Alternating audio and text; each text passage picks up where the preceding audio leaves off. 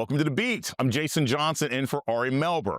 We begin with new heat on Donald Trump amid the Epstein uproar, as his latest attempt to slippery slide away from any accountability blows up in federal court. Today, in a scathing ruling, a judge essentially accusing Trump's DOJ of trying to fool the public with, quote, the illusion of transparency. Hours later, in a sign of how this is absolutely dogging Donald Trump, reporters are pressing him about that ruling. It happened during his press conference at the White House. Thank you all. Thank you all very much.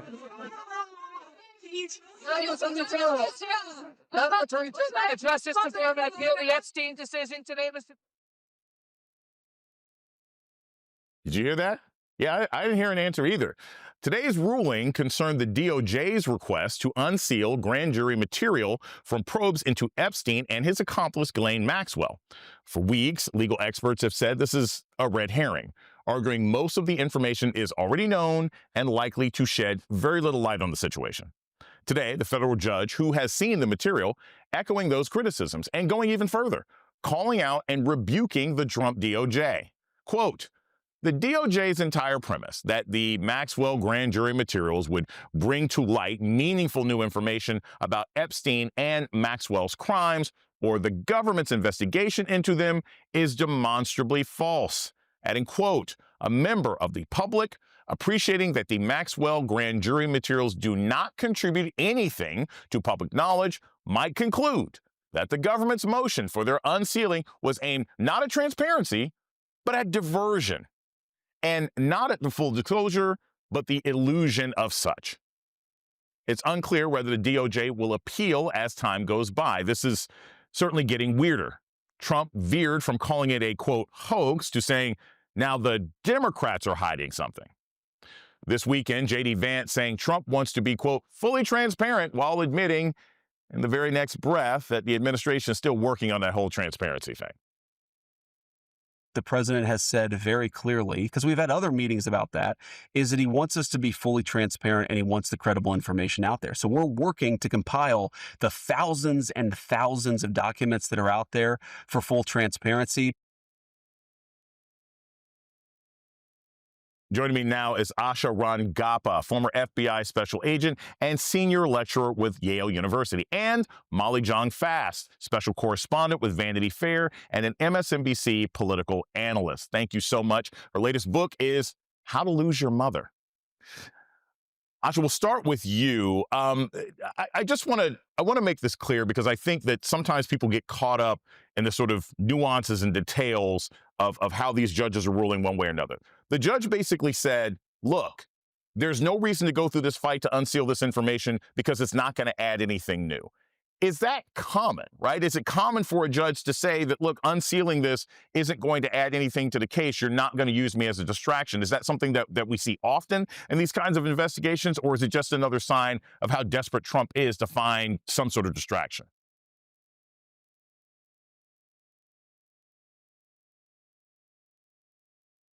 I don't hear.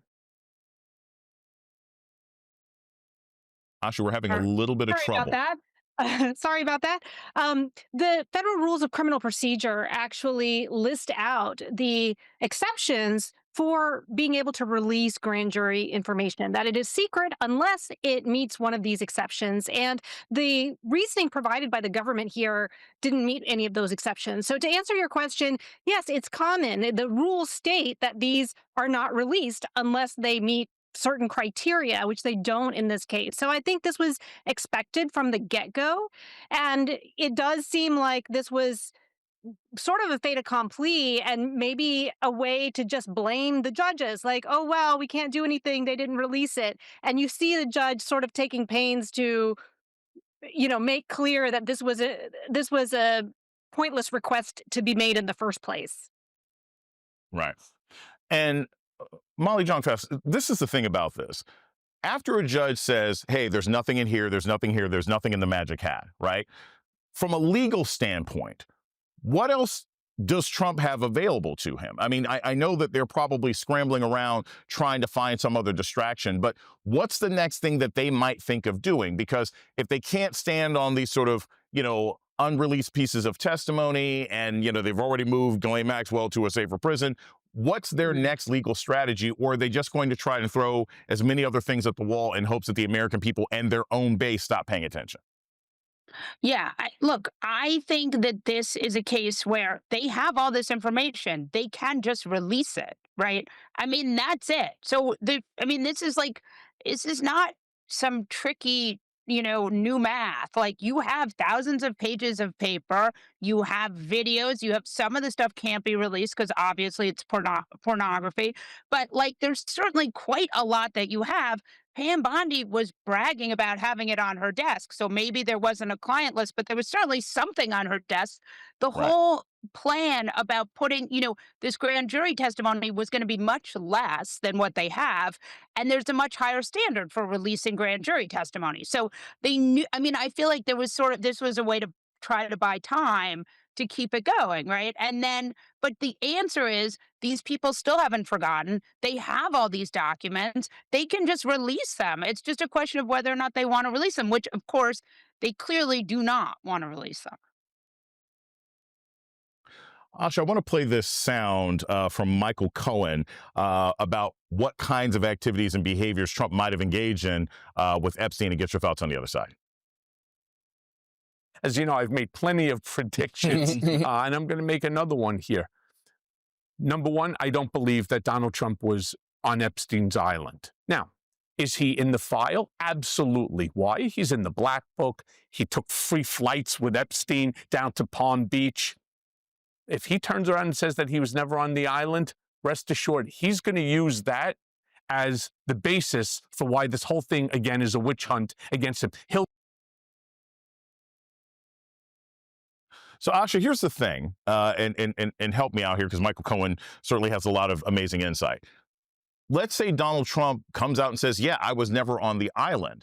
That's sort of the equivalent of saying, well, I wasn't in the bank when it was robbed, but I help everybody count the money and sell all the things from the safe deposit box with a fence, right? Like, what would be the value of this administration at this point trying to nitpick and geo-track where Trump is when it's still clear that he had a relationship with Epstein?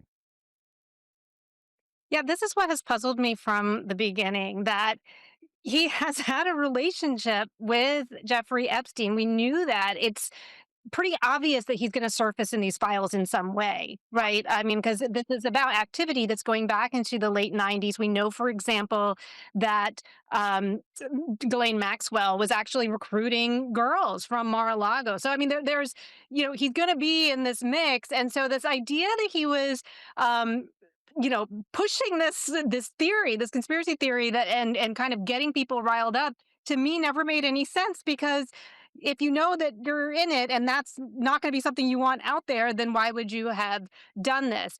I want to just emphasize to Molly's point that the volume of information here is, dealing with evidence and witness interviews, victim interviews that go back to the investigation that happened in Southern District of Florida, the investigation that happened into Jeffrey Epstein that resulted in his charges, the investigation that resulted in Ghislaine Maxwell's indictment and charges, and an internal OPR investigation within the Department of Justice.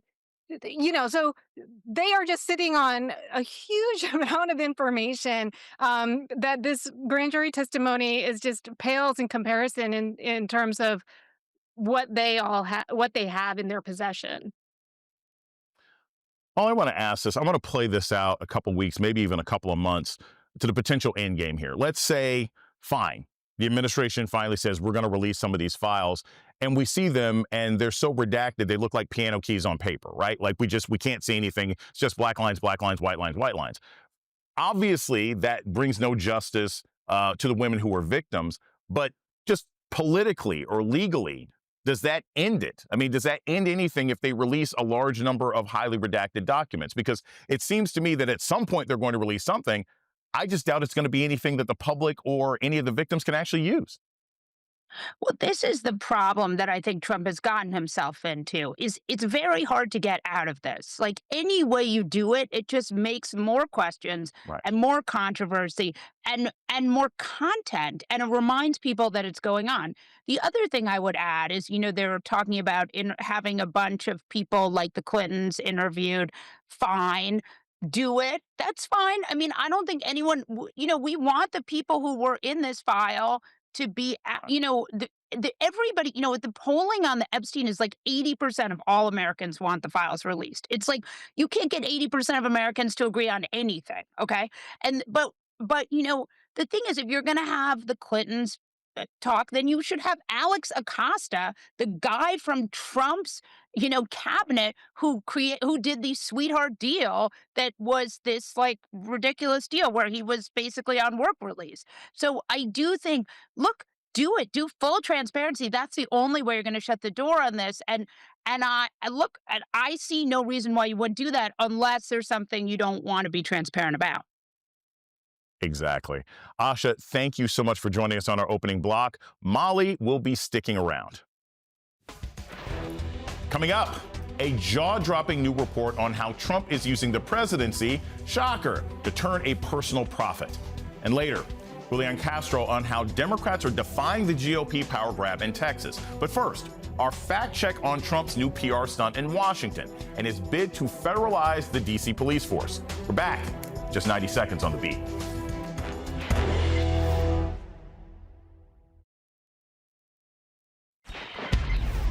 He wants to assert more of his authority over D.C., and we are here to say he can't have it. Say it with me. He can't have it. Trump can't have it. Residents of the nation's capital are pushing back against Donald Trump's attempted power grab. The president announcing today the federal government is taking over the D.C. police force and sending in National Guard troops. At least 800 soldiers have been activated, and he's threatening to send in the military if needed. Trump invoking a law that allows the president to take control of local police in an emergency. He claims this is in response to rampant crime, but, the facts in D.C., of course, don't match this narrative. Overall violent crime is down in Washington and has fallen faster than crime in the rest of the country. This is just the latest example of government overreach from Trump, who deployed military troops to Los Angeles earlier this year. Critics say it's an escalation of an alarming authoritarian push. The president announced that he has called in the National Guard, hundreds of those troops that will come to D.C. It's a bit unclear what their role will be. The president didn't even mobilize the National Guard on January 6th. If you look at the 25 most dangerous cities in the United States, D.C. doesn't appear on that list. What he announced today is a federal takeover of D.C. police. He's actually trying to give his base red meat to get them off of the Epstein story. He even talked about New York, Chicago, trying this out in D.C., and then he might go to other large cities. Joining me now is Dr. Niambi Carter, political science professor at the University of Maryland College Park and author of American While Black, African Americans, Immigration, and the Limits of Citizenship. And Molly John Fass is still with me. Dr. Carter, we'll start with you. Grand scheme of things, we know Trump is an authoritarian. We know he has attempted this before in Los Angeles. Why do you think he is after Washington, D.C.? He doesn't care about whatever the local issues happen to be. He doesn't care about concerns in Navy Yard or anything else like that in the area. Why do you think he's making this move right now in D.C.? Well, thank you for having me, Jason. I think part of it is the fact that this is a majority Black city, a majority minority city still, with a Black woman mayor. And we know Donald Trump does not like women very much. But I also think it's a place where he actually can flex his muscle. Unfortunately, D.C. is not a state. So it's one of the few places where he actually can just send in National Guard troops and do all of these things with little to no repercussion. And we know Congress isn't going to stop him. So there really is sort of no downside, if you will, for him to do this, especially among his base. Molly, I want to play you some sound from Mayor Muriel Bowser at a presser today talking about this takeover attempt and get your thoughts on the other side. We know that access to our democracy is tenuous. That is why you have heard me and many Washingtonians before me advocate for full statehood for the District of Columbia. While this action today is unsettling and unprecedented, I can't say that given some of the rhetoric of the past, that we're totally surprised. Now, Molly, as Dr. Carter mentioned, there's no state to sort of protect Washington, D.C. It's a lot easier for President Trump to do this sort of thing. But, he's all but said he's going to try to do this in multiple blue cities, right? You never hear him talking about Houston. You never hear him talking about Atlanta. You never hear him talking about any of the states that he actually won in the last presidential election. My question for you is, what are the options, sort of legally, if anything, that these cities can do when these kind of takeovers happen? Can they simply push back and say, hey, look, legally, you can't do this, or you can't take these people over, you have to get this sort of judge's ruling? Or are most cities basically incapable of fighting back against these kinds of takeovers? Well, we've seen this, right? We saw this in Los Angeles. We saw, there was some amount of pushback. In the end, they left. I mean, I think the larger question is more like, this is meant to scare people, right? This is an intimidation tactic. It's meant for people to be afraid. It's meant for him to show his base that he has so much power. And so much of what Trump's done since he's been in office this time is these shows of force, these things to sort of get his base excited or to get the rest of us worried. And I think that's what this is. And that's why it's from an authoritarian playbook. It's this kind of really intimidation tactic, which is, it's not necessary. It's really about pageantry. And that's why he wants things like military parades. And that's why he wants, it's all part of the same playbook. Dr. Carter, to that point, when Trump sent in federal troops and everything else like that, sending the Marines to try and take over Los Angeles is a huge city. People were still having brunch and didn't know what was happening in downtown. Washington, D.C. is a lot more compact. I'm getting texts and Instagram pictures and everything else like that from people today talking about teenagers being, yanked off the streets for playing their music too loud, or people being arrested and handled roughly for just smoking marijuana, which they're allowed to do in certain parts of the city. What do you think could be the long-term impact on this? Because to me, I think if you do this in Washington, D.C., there's a lot of powerful people in that city who aren't going to like this, and the pushback might be louder and closer than attempting to do this across the country when he did in Los Angeles. Well, certainly. I mean, look, I think this is Donald Trump's sort of opening salvo to see how far he can push this. I mean, the thing about DC is for a long time, young people in this city, who are not very many, they're about 6 to 10%-ish of the population, are more represented in the justice system than anybody else, right, in this city. And the only thing we can believe from that is kids are more likely to commit crimes, which isn't true. But they are people more likely to be caught and be surveilled and be singled out. And I think people need to be very careful here. One of the things that DC does not have is a prison system. So you start getting these younger people in the criminal justice system sooner, you're going to more likely see these people be charged as adults, which he said he wanted juveniles to be charged as adults. And they're going to be sent further away from the district. And we know this is going to have all kinds of effects, like congressional representation for the states that take these young people. But more importantly, I think we have to remember DC has been a political football for a really long time, right? Mm-hmm. Going back to like Vincent Gray's days in the 90s, right, when there was a DC control board. I mean, I think this is an attempt to do something more severe than that and put DC into almost a kind of receivership and really maintain control, not just of the laws of the city and the people of the city, but also the coffers of the city, which are quite full right now. And I think that's something we cannot forget, that DC commands billions of dollars for a city its size. And so that has to be attractive on some dimension to this federal government. Molly, to follow up on that, the Financial Times has this write-up on the Trump administration is shaking down NVIDIA, right? NVIDIA and AMD are paying 15% on a China chip sale revenues directly to the U.S. government.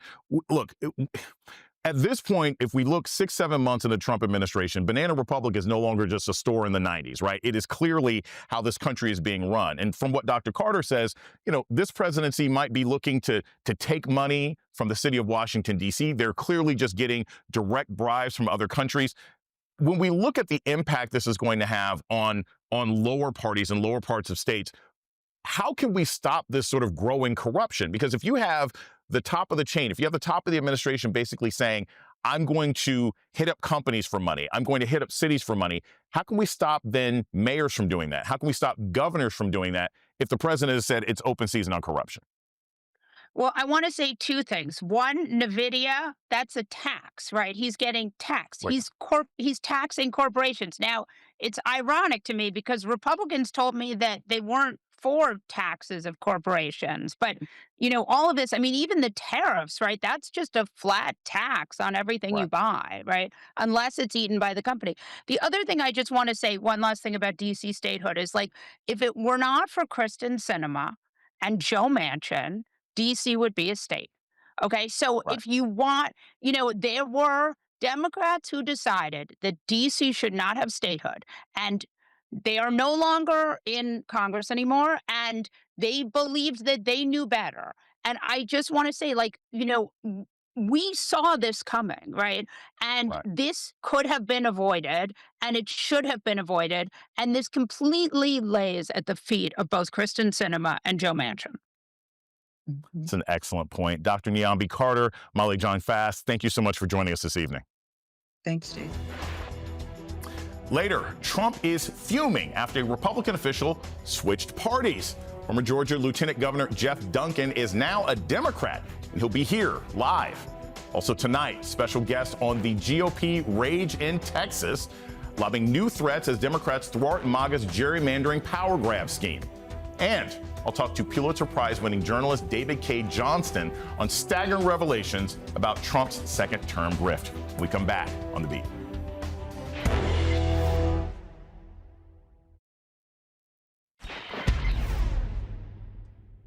As of tonight, Texas Democrats are succeeding in fending off GOP efforts to ram through what critics and anyone who cares about democracy would call MAGA gerrymandering and a power grab in Texas. Earlier today, Texas Republicans reconvening a special session, but once again, they are denied quorum as dozens of Democrats remain out of state. That is preventing Republicans from redrawing congressional districts in a Trump-backed effort to keep control of the House after next year's midterms. There is real power at stake here, which might be why Texas GOP Governor Greg Abbott sounds so desperate. This could literally last years because in Texas, I'm authorized to call a special session every 30 days. It lasts 30 days. And as soon as this one is over, I'm going to call another one, then another one, then another one, then another one. If they show back up in the state of Texas, they will be arrested and taken to the Capitol. Democrats are fighting back. This week, former Obama Attorney General Eric Holder is set to meet with House Democrats about how to counter GOP gerrymandering. And California Governor Newsom writing in a new letter to Trump, quote, "If you will not stand down, I will be forced to lead an effort to redraw the maps in California to offset the rigging of maps in red states. But if the other states call off their redistricting efforts, we will happily do the same, and American democracy will be better for it." Joining me now to discuss all of this is Julian Castro, former Housing and Urban Development Secretary under President Obama. He's now an MSNBC political analyst. Julian, it's always great to talk to you. I have so many questions, but I want to start with this because I think there's a humanity part to what is happening right now that a lot of the audience and a lot of the country may not understand. If you are a legislator in Texas, you only get paid like $600 a month, and it's a part-time job. So these legislators who have left, they aren't just missing out on, the $600 paycheck, but many of them have left jobs, families, and sick relatives in order to fight against this redistricting. Is that something else that's very much weighing on these people as they've left the state? Well, absolutely, Jason. You're right. This is a part of it that you don't hear. We often think of politicians and we think of them almost in this cardboardy, two-dimensional way. But I talked to one of the representatives that's out there in Illinois just last night, and he said that he was going to be missing his young daughter's first day of school this coming week. And that's just one example. He also said some folks have sick relatives that they'd like to visit back in Texas. Others have other family concerns. Since this is a part-time legislature, many of them have jobs, like real other jobs that they have to do and that they've just taken off from. And so they're depending on the understanding of employers. That's also part of the pressure that continues to mount on these legislators about staying out versus coming back. And it's, I think, something that Greg Abbott and Ken Paxton and others are counting on. in addition to sicking the FBI on them and the attorney general going after groups that are supporting them, they're also trying to put as much personal pressure on these legislators as possible. And I hope that everybody takes a step back and just kind of lifts them up and recognizing that there is a sacrifice that they're making. I want to play some sound from Governor Kathy Hochul in New York talking about what she might do and get your thoughts on the other side. These times call for fighting fire with fire. We didn't ask for this fight. You know, I'm busy governing the state of New York, focusing on public safety and affordability. But why are we here today? Because Donald Trump looked at the polls for next year. Just Texas, knock it off, we'll knock it off, and let's get back to governing. But you want to play these games? We're not going to sit on the sidelines. We're New Yorkers. We fight back. Julian, I've been talking about this for the last 48 hours. I have said that this is Gavin and Kathy's endgame. If Gavin snaps and says, hey, look, we're going to completely gerrymander all of California, then we are in basically a gerrymandering arms race with major blue states that have a lot more room to gerrymander out Republicans than Democrats, than Republicans do in red states. My question is, what do you think it will take? Do you think that, there's any chance of Abbott backing off of this? Do you think that Republicans in California and in New York or in, Illinois are calling him right now saying, look, I don't want to lose my job because you're trying to show how tough you are down here? Is there any chance that he backs off? Or do you think we're heading towards the end game with blue state governors doing the same thing and then we're off? Well, right now it looks like we're in a race to the bottom, and this is a race that Democrats never wanted in the first place. They didn't start this, but they're trying to be responsible and reacting to it. But yeah, I think if there's a chance for it to go in the opposite direction, for it to be stopped, that it's probably congressional members, whether it's in California, New York, Illinois, other places that recognize, hey, you're going to lose your seat. Okay, you're going to lose your job if this continues in Texas and a couple of other red states, them putting pressure on House leadership and Senate leadership, and especially on Donald Trump, maybe. But Jason, when have they stood up to him this entire term? Maybe when their job is finally at stake, they would do that, but I wouldn't hold my breath. Julian Castro, thank you so much for your insight, and thanks for being part of the fight in Texas. Thank you. Still ahead, some Republicans actually leaving the party as MAGA takes over. A former GOP official speaking out right here on The Beat. But first, a new report on the depths of Trump's grifting and how much he stands to profit off the presidency. We're back on The Beat.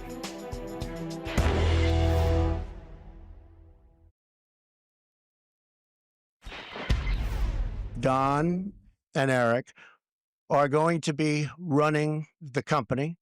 They are going to be running it in a very professional manner.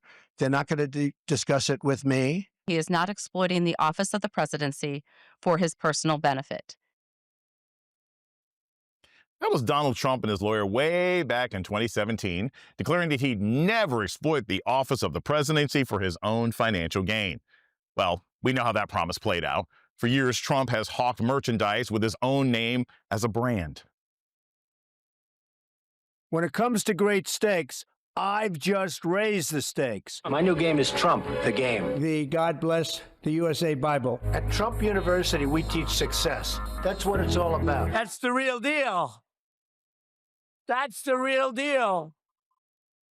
Today, we're here to introduce Trump Mobile. We are announcing the launch of Trump Coins, a true symbol of American greatness. America, we've essentially elected a QVC person to the White House. Trump has been leveraging his political power for personal gain and with an unprecedented push on crypto, media, and foreign deals. The New Yorker tallying up all of the profit Trump is estimated to have made since his time in office, and it is staggering. $3.4 billion across his two terms. Here to break it all down with me is David Cay Johnston, Pulitzer Prize-winning investigative journalist, author of numerous books on Trump, including The Big Cheat, How Donald Trump Fleeced America and Enriched Himself and His Family. David, I am always happy to talk to you because you're the only person who seems to look at these things with the level of cynicism that I often do. I just want to start with this. Just just give us the scope of this. Give us the scope of the graph that we're dealing with. Lots of presidents may have had a brother or a cousin or a son make money off their name. But we've never actually seen a president personally enrich themselves, even Dick Cheney with BlackRock. We've never seen a president do what Trump is doing now, right? Nothing in a million miles. I remember Jimmy Carter sold his peanut warehouse so that people wouldn't think he was doing something corrupt, a two-bit business. Donald Trump has, through most of his career, claimed fantastic wealth he never had. Back in 1990, I revealed that his net worth wasn't anywhere near what it was because I got a hold of his net worth statement, and his bankers valued his net worth at negative 300 million plus, which means you and I were richer than Donald Trump. But now, I think this New Yorker article by David Kirkpatrick, who I worked with at the New York Times, is spot on. It's very well done. It's understandable. You don't have to know finance to get it. And you'll see how the grift, particularly with these crypto and meme coins, that's where people take real money to buy fake money, are making Trump a multi-billionaire. And he's just getting started. David, I want to put out here all the different kind of products that Trump is hawking. He's got sneakers, he's got watches, he's got a gold phone. I mean, again, he's some sort of combination between CVS and Walmart and Target, and he's in the White House. Here's the other question that I have. I guess if I was attempting to defend any of this graft and this grift, I could say, well, maybe he's putting people to work. But most of these companies, a lot of them, they produce their products abroad. He's not even putting Americans to work with this grift, is he? I should have gotten my MAGA hat, which says made in Bangladesh. No, there's no connection between honesty and truth and Donald, except occasionally and accidentally, and that applies to many of the people around him. But Donald's also brazenly violating the emoluments clause here. The President of the United States is not to receive any money from foreign governments or powers, or even from the states. And city and counties are creatures of each state government. And yet, as in the first term, he's reeling in money from these sources. Now, the problem is we've discovered that the courts take the position that it's an unenforceable section of the Constitution. The people who tried to bring litigation were told you have no standing. And standing is the right to bring a suit. So Donald is going to continue running what, in my view, is the most powerful and profitable extortion racket in the history of the world. Right. And this goes with what I've said about Donald many times. He is the third generation head of a 4-generation white-collar crime family. And the Trumps are not the only white-collar crime family. These people don't kill you. They don't break legs. They don't bomb your business. They cheat with abuse of power, refusing to pay you, something Trump is notorious for, and other things done with the pen and the help of corrupt lawyers. You know, Sarah Kendzior often talks about how he's part of sort of a transnational crime syndicate, and you have all of this money sort of flowing from these different kinds of families all over the country, all over the world. David, I want to jump ahead a bit. I'm not one of those people that traffics in, well, what do we do after Trump? Because I think that the corrosion that allowed him to get into office is going to continue. But what my concern is, whether he would get reelected again or some other Republican follows him, what's the long-term damage to this kind of corruption on the American system? What's possible now that we didn't think was possible under Obama, under Clinton, that now any president, if they feel so morally or immorally inclined, thinks they can get away with? You know, the Constitution talks about, and I teach my students at Rochester Institute of Technology, about being a position of trust and honor. Well, Donald has no honor. He never has had any honor, and he certainly is not one to be trusted. So what we've done is opened up a future in which we will all be poorer and we'll be worse off. If you can't trust the government's statistics and you're a business owner, you can't plan for what you're going to invest or not invest, what you're going to agree to in contracts and the like. If the President of the United States is making deals based on what will enrich himself or his family or his cronies, then you're not going to have the trust in the system. The US stock market has superior returns to Europe and Japan and other places because we got the rules better, not perfect, but better than anybody else in terms of accounting and accountability. Donald doesn't want to be doesn't want any accountability.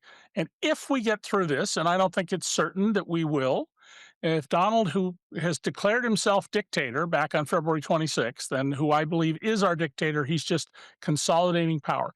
If he eventually leaves office without a designated second dictator, then we will, I think, Jason, have to, and as a political scientist, I'm sure you know, go into the Constitution and amend it to deal with the provisions that have proven to be unenforceable, the provisions that don't designate accountability, like in the 14th Amendment, and create a new and better Constitution, a more perfect union. Right. To avoid these kinds of shakedowns ever happening again. David Cay Johnston, thank you so much. It's always a pleasure to have you on The Beat. Thank you. Up next, a special guest who stood up to Trump when it mattered most. When we return on The Beat.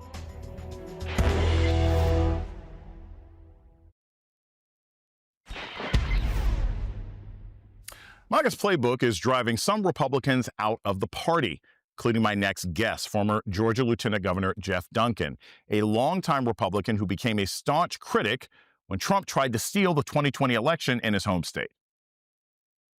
The president have just decided to use the misinformation and the election fraud, conspiracy theories as an excuse. At a certain point, does this disgust you? Oh, absolutely, it disgusts me. Donald Trump needs to get beat. We need to move on as a party. Former Republican Lieutenant Governor Jeff Duncan giving his endorsement tonight for VP Harris. Donald Trump has destroyed it and created a cult. Now, Duncan says he is joining the Democratic Party, writing in a new op-ed his decision was centered around his daily struggle to, quote, love my neighbor as a Republican. Jeff Duncan joins me now, the former Georgia Lieutenant Governor, who is now a Democrat. Former Governor, it is great to talk to you as a former resident of your state. I have many, many thoughts. First, I have to ask this because whenever there's a party switch, not that it hasn't happened in Georgia before, whenever there's a party switch, just briefly for our audience, tell us why you made the decision. What finally made you say, look, I want to be a Democrat? What did it? I got into politics a little over 10 years ago, and this is a family event. Your family gets involved in politics when you do something this big. We got into it to solve people's problems. And the Republican Party has completely stopped wanting to solve problems and simply just wants to call people names. So I wake up as a Democrat now this week, refreshed to be able to dream big, to think big, to really dig deep into some tough situations around gun safety. How many people in Georgia are one prescription away from being able to hold a full-time job, or one roof over their head from being able to get their family together, or one degree or certificate away from being able to launch a career? This is the creativity that I now have as a Democrat. And to be honest, I think the Democrats have a perfect opportunity to get back into the idea business, not just here in Georgia, but across the country, to live their political lives outside of the extremes and to meet Americans and Georgians right where there at. So we have to look back over your resume. When you were a Republican, you were in support of 6-week abortion bans. You didn't necessarily push through policy to expand Medicaid. There were all sorts of investigations by the GBA in Georgia into voting rights groups like the New Georgia Project and everything else like that. Now that you are a Democrat, are you repudiating the positions that you once held as a Republican? Or are you simply saying that you are adopting new positions as a Democrat? I think neither. I think it's better perspective. Let's just tackle the tough issue of abortion. For me, my personal decision is around a faith-driven decision, but I don't believe that has to be the mandate or the law of the land for all of Georgia. I think Georgia's ripe for a conversation to be able to talk about what a consensus looks like of opinion. 6 weeks, most folks don't even know that they're pregnant, and that might be okay in my household, but that doesn't seem to be okay in a majority of Georgians' households. I think Georgia's ready for a conversation to talk about where the law should sit. And I think there's another important issue to clear up on this. When Roe v. Wade was overturned, there was a number of ambiguities in the law, and we've seen this unfortunately play out in Georgia with, unclear answers as to where doctors should be able to make decisions, where women should be able to make decisions based on their health. So I think there's a lot to do on the law, but no, I certainly think perspective means more. That's what loving your neighbor is all about, quite honestly, and that's really what the progression's been in my world. So after you endorsed Kamala Harris for president in 2024, you were expelled from the Georgia Republican Party. So you weren't a man without a country, but you were a man without a specific party. Now that you have announced that you're becoming a Democrat, have you reached out to prominent Democrats in Georgia? Have you reached out to Senator Jon Ossoff, Raphael Warnock, Stacey Abrams? Have you made any contact with them about how you can actually work with the party moving forward? I think that's the most unique thing about this journey. And this isn't for me just about the last week. This has been happening over a series of years where I've built relationships and had great conversations. I was on the campaign trail with Raphael Warnock in Pennsylvania, looking for votes to try to help Kamala Harris win that election. So I've worked with Jon Ossoff a number of times on constituent services. I served with Stacey Abrams in the House of Representatives when I was in the State House. But this has been about Democrats, independents, and even some Republicans reaching out to me, encouraging me to continue to do the right thing here, continuing to talk about my ideas, continuing to look for opportunities to build consensus. If we don't figure out how to fix this in this window of time, we're going to lose this great thing called a democracy, right? We've got to turn chaos into conversations. And I believe I'm part of that solution, but not all of that solution. Former Georgia Lieutenant Governor Jeff Duncan, thank you so much for your candor and for your admissions that there are new things that you can do in the party. We'll be right back after this break.